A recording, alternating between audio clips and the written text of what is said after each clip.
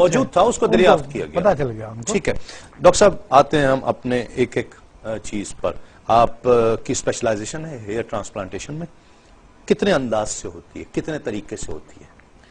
دیکھیے جو surgical hair transplantation ہے یا جس کو ہم میڈیکل اسپیکٹ کا جو حوالے سے جس کو ڈسکس کرتے ہیں وہ دو طرح سے ہوتی ہے. اس میں اس انسان کے اپنے ہی بال، اپنے ہی جسم کے بال اسی کے اپنے جسم میں لگائے جاتے ہیں. ٹھیک ہے. اچھا، ہیئر ٹرانسپلانٹ دیگر دوسری ٹرانسپلانٹیشن سے اس حوالے سے مختلف ہے کہ ابھی تک ہیئر ٹرانسپلانٹ میں کسی دوسرے شخص کے بال نہیں لگائے گئے ہیں، نہیں لگائے جا سکتے. ٹھیک ہے. ٹھیک ہے.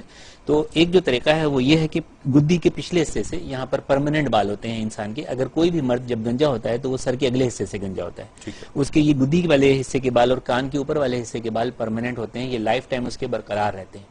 تو اس حصے سے بالوں کی ایک لیئر اسکن کے ساتھ جو ہے وہ نکال لی جاتی ہے اور اس اسکن کو کھینچ کے ایک دوسرے سے جوڑ دیا جاتا ہے، اس کی جڑ کے ساتھ بال سے بال جوڑ دیا جاتا ہے. اور پھر اس لیئرز میں سے ایک ایک بال کی روٹس کو الگ کر کے کاٹ کے بہت باریک بینی سے مائکروسکوپس کے ذریعے ایک ایک روٹس کو الگ کر لیا جاتا ہے اور پھر یہاں چھوٹے چھوٹے سوراخ بنا کے جہاں پر بالوں کی ضرورت ہوتی ہے ان روٹس کو اس جگہ پر پیوست کر دیا جاتا ہے یا پیوند کر دیا جاتا ہے. ٹھیک ہے. جس کو ہم بالوں کی قدرتی پیوند کاری بھی عام زبان میں کہتے ہیں. ٹھیک ہے. ایک طریقہ تو یہ ہے جس میں کٹ دیا جاتا ہے. ٹھیک ہے. دوسرا طریقہ اس میں تکلیف بھی ہوتی ہے؟ یہ لوکل انستھیزیا میں کیا جاتا ہے، سن کر کے باقاعدہ اس حصے کو جس حصے میں کام کیا جاتا ہے وہاں پہ ایک چھوٹا سا انجیکشن دے کے انستھیزیا کا اس کو سن کر دیا جاتا ہے اور ڈیورنگ پروسیجر کوئی تکلیف نہیں ہوتی. آفٹر پروسیجر اگر وہ تو سن کر دینے کی وجہ سے نہیں ہوتی نا، جی، کیونکہ جب اسلام شریف فیصلہ آئے گا فقہی تو مفتی صاحب کو ہو سکتا ہے کہ اس میں تکلیف ہوتی ہے یا نہیں ہوتی یہ بھی پیش نظر رکھنا ہوگا. ٹھیک ہے. وہ صرف جس وقت انجیکشن دیتے ہیں اس کو تو انجیکشن کی جو نیڈل ہوتی ہے وہ اس کو پرک وہ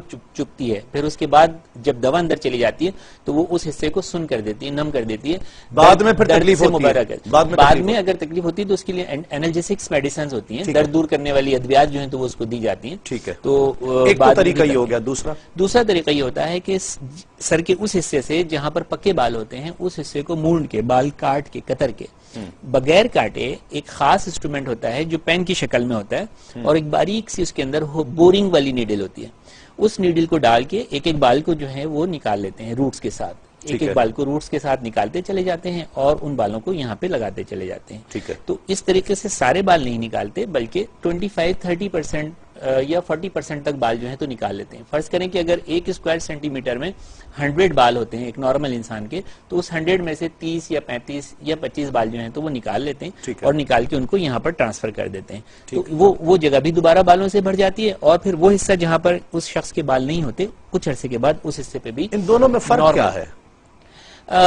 یہ جو کاٹنے والا ہے یہ ایک سرجیکل، دونوں سرجیکل ہی ہیں، ہے تو میڈیکل دونوں پروسیجر، لیکن اس میں ایک چھوٹی ایک سرجری انوالو ہے، ایک کٹ انوالو ہے. اس میں نہیں ہے. اس میں کٹ انوالو نہیں ہے. زیادہ رائج کون سا طریقہ ہے؟ نہیں، کٹنگ والا طریقہ زیادہ رائج ہے کیونکہ وہ بہت فاسٹ ہوتا ہے اور ایک ہی سیشن میں اس میں بہت سارے بال جو ہیں تو وہ لگائے جا سکتے ہیں. 4 سے 5 گھنٹوں میں یہ پروسیجر مکمل ہو جاتا ہے. اور یہ جو ایک ایک بال نکالنے والا طریقہ ہے یہ کافی لیٹسٹ ہے، بہت زیادہ لیٹسٹ ہے، لیکن تھوڑا سا اس کا ٹائم اسپین زیادہ ہے اور نسبتاً اس پرانے میتھڈ کے یہ تو ڈبل کاسٹلی ہے. افیکٹو بھی زیادہ ہے. نہیں، کاسٹ اس کی زیادہ. افیکٹو دونوں ایز اٹ از ہیں، دونوں میں لگانے کا طریقہ جو ہے وہ سیم ہے. ٹھیک ہے. ٹھیک ہے، میں سمجھ گیا. مفتی صاحب آپ کی رائے دونوں چیزوں پر. دیکھیں اس حوالے سے میں پہلے کچھ فقہی وضاحت کر دوں جی کہ ہمارے فقہا نے ایک بات بیان فرمائی ہے جو ہدایت شریف میں موجود ہے، دیگر کتابوں میں موجود ہے.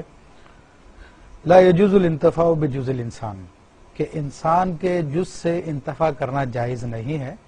اور اس کی وجہ انتفاع سے کیا مراد ہے؟ یعنی فائدہ اٹھانا. ٹھیک ہے. تو اس حوالے سے یہ بتایا گیا ہے کہ کسی اور انسان کا کوئی عضو اپنے جسم میں لگا لینا یا اپنا ہی عضو استعمال کرنا فقہا نے ناجائز قرار دیا. ٹھیک ہے.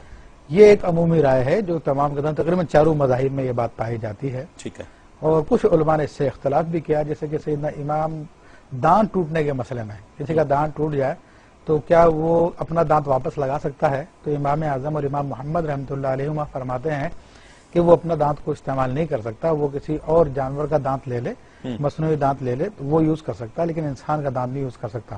لیکن امام ابو یوسف رحمۃ اللہ تعالی علیہ فرماتے ہیں کہ وہ اپنے دانت کو بھی یوز کر سکتا ہے. تو اس اعتبار سے چونکہ جدید سائنسی تحقیقات آ رہی ہے اور لوگوں کے فائدے کا مسئلہ بھی اسی میں ہے کہ جناب امام ابو یوسف رحمۃ اللہ کے قول کو لیا جائے، کیونکہ نبی علیہ الصلوۃ والسلام کی جو حدیث شریف ہے یسرو ولا تعسرو، آسانیاں پیدا کرو مشکلیں پیدا نہ کرو، ٹھیک ہے، بشرو ولا تنفرو، خوشخبریاں دو متنفر نہ کرو لوگوں کو۔ سبحان ٹھیک اللہ۔ تو ان اصولوں کو مد نظر رکھتے ہوئے ہم امام ابو یوسف رحمۃ اللہ علیہ کا قول لیتے ہیں۔ ٹھیک ہے، تو اب ہم آتے ہیں بال کی طرف، کہ بال کے حوالے سے اس اعتبار سے ڈائریکٹ گفتگو نہیں ہے، تو بال کے حوالے سے جو اجتہاد کی ضرورت ہوئی۔ ہاں، تو بال کے حوالے سے خود یعنی انسان کا اپنا بال اسی کے جسم کے لیے استعمال کیا جاتا ہے، تو اگر اس کو ہم قیاس کرتے ہیں اسی دانت والے مسئلے پر، تو امام ابو یوسف رحمۃ اللہ علیہ کے مسئلے پر تو جواب واضح ہے کہ جائز ہے ایسا کرنا، ٹھیک، لیکن دوسرے دانت کی وجہ سے یہ جواز ہو گیا۔ جی جی، اب اس کے اوپر ہم احادیث میں غور کرتے ہیں، تو اس میں دیکھیں دو روایتیں میرے نظر میں آتی ہیں، ویسے نبی علیہ السلام کے معجزات میں تو اور بھی کئی ہیں، ایک تو یہ کہ حضرت قتادہ رضی اللہ عنہ کی آنکھ نکل آئی تھی، تو اگر اسی فقہی جزئے کو لیا جائے تو اس کو اب دفن کر دینا چاہیے اس آنکھ کو، لیکن نبی علیہ السلام کی بارگاہ جب لے کر حاضر ہوئے تو آپ علیہ السلام نے وہ ان کی آنکھ جو ہے ان کے حلقہ چشم میں رکھ دی اور وہ آنکھ پہلے سے زیادہ بہتر ہو گئی۔ سبحان اللہ۔ اسی طرح ایک صحابی رسول صلی اللہ علیہ وسلم کا واقعہ آتا ہے کہ ان کا بازو کٹ گیا تھا، جی ہاں، وہ اپنا کٹا ہوا بازو رسول اللہ صلی اللہ علیہ وسلم کی خدمت میں لے کے حاضر ہوئے، رسول اللہ صلی اللہ علیہ وسلم نے وہی بازو واپس لگا دیا، جی، وہ واپس جڑ گیا اور پہلے سے زیادہ مضبوط ہو گیا وہ بازو۔ ٹھیک ہے، تو یہ دو روایتیں، پھر ایک سیدنا علی کرم اللہ وجہ الکریم کا فیصلہ آتا ہے جو صاحب فتح القدیر نے بھی بیان کیا ہے کہ ایک شخص پہ چوری کا الزام لگا اور وہ گواہوں سے اس کی چوری ثابت ہو گئی، ٹھیک، تو چونکہ شریعت ظاہر پر ہے اور حضرت علی رضی اللہ تعالیٰ عنہ کو اللہ نے علم عطا فرمایا حبیب علیہ السلام کے وسیلے سے، تو آپ جانتے تھے کہ یہ شخص جو ہے چور نہیں ہے، تو بہرحال آپ نے شریعت کے ظاہر کو لیتے ہوئے اس کا ہاتھ کاٹا اور اس کے بعد اس شخص کو فرمایا کہ تو چور نہیں ہے، میں جانتا ہوں لیکن گواہیں آ گئی تھی، اس پہ مجھے عمل کرنا تھا، اس کے بعد آپ نے اس کا ہاتھ اس کے ہاتھ سے جوڑ دیا، واہ واہ، سبحان اللہ۔ تو اسی کے جز کو اس کے لیے استعمال کر لیا۔ ٹھیک، تو یہ روایتیں ہمیں اس بات کی طرف دلالت کرتی ہے ٹرانسپلانٹیشن کے جو طریقے جو ڈاکٹر صاحب نے بتائے ہیں، ٹھیک ہے، تو یہ شرعی اعتبار سے جائز ہیں، اپنے ہی بال کو یوز کریں جبکہ دوسرے کو وہ استعمال دونوں کریں۔ طریقے سے۔ جی جی جی۔